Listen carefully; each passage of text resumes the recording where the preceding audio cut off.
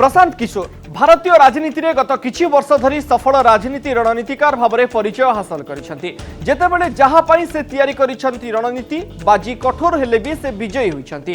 देश में मोदी लहरी थिबा बेले विभिन्न राज्य में तांकरी रणनीति रे विरोधी बसिछंती क्षमतारे। अरविंद केजरीवाल जगनमोहन रेड्डी ठरू आरंभ करी नीतीश कुमार जाए तांकर रणनीति आपणाई पाइछंती बड़ सफलता।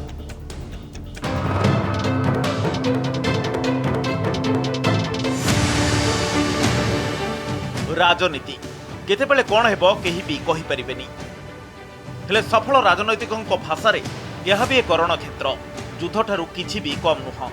जदि आपणक रणनीति ठीक रही यहाको आपण सठिक दिगरे काम रे लगाउछंती तबे विजय सुनिश्चित। बास आपणक एपरि सफल रणनीतिकार मिलिबार आवश्यकता रही।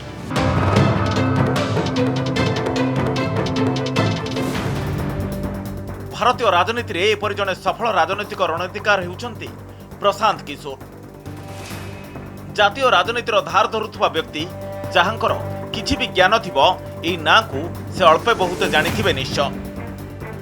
कारण नरेंद्र मोदी ठारू आरंभ करी अरविंद केजरीवाल, नीतीश कुमार ठारू आरंभ करी जगनमोहन रेड्डी प्रशांत किशोर निर्वाचन रणनीति रे हासिल करिसंती सफलता। समस्ते एई सफलता को देखि जातीय राजनैतिक दलगुड़िक एबे प्रशांत किशोर को आपणाई नेबारे आगभर होइछंती।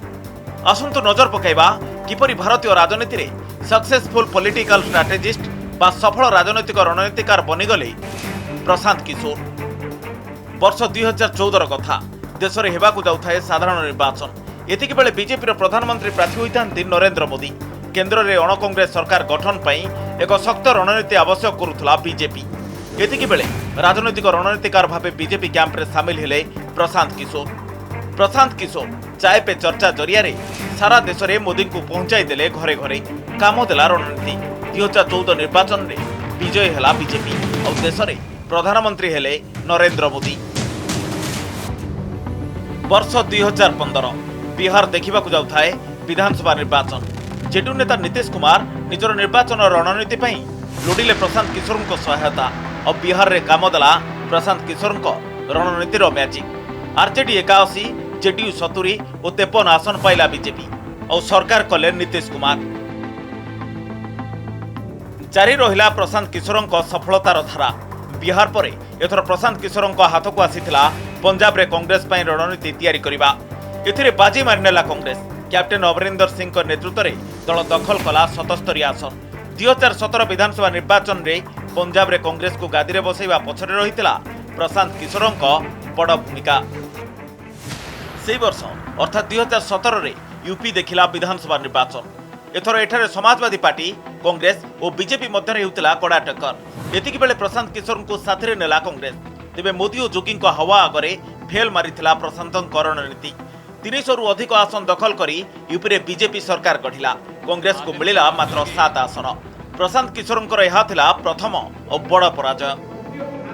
2019 रे आंध्र प्रदेश विधानसभा निर्वाचन। प्रशांत किशोर को साथरे नेले वाईएस जगनमोहन रेड्डी।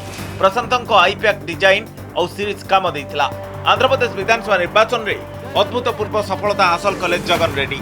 175 रु 151 आसन दखल कला जगन पार्टी। यूपी रे फेल मारिथिबा प्रशांत किशोर आंध्र रे देखाइले तांकर चलवा। 2020 मसिया देश में दिल्ली विधानसभा निर्वाचन उपर रही है समस्त नजर और एठारे बीजेपी और आम आदमी पार्टी मुहांमुही होइथिले। यही समय प्रशांत किशोर को निजर राजनैतिक परामर्शदाता भाव नियुक्त करते आप मुख्य अरविंद केजरीवाल। आंध्र प्रदेश सफलता को दिल्ली में दोहरैले प्रशांत। पुणी दिल्ली दखल कला आप 70 रु 62 आसन जीति क्लीन स्वीप करथिला आम आदमी पार्टी।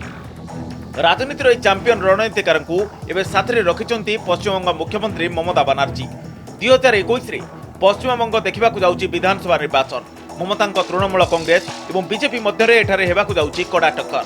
27 मार्च रु 29 अप्रैल मध्य 8टी पर्यायर रे बेंगल देव भोट। तेबे ममता प्रशांत तैयारी करिथिबा रणनीति हिसाब रे काम करुची टीएमसी। वर्तमान पश्चिमबंगर फलाफल कौन आसिबो केही भी चिंता करि पारु नाहंती। दुईथर मुख्यमंत्री आसन में बसिथिबा ममता बनर्जी आगरे एथर बीजेपी कोंटा होई ठिया होईची। प्रशांत किशोर रणनीति काम देले पश्चिमबंग में हैट्रिक करिवे ममता।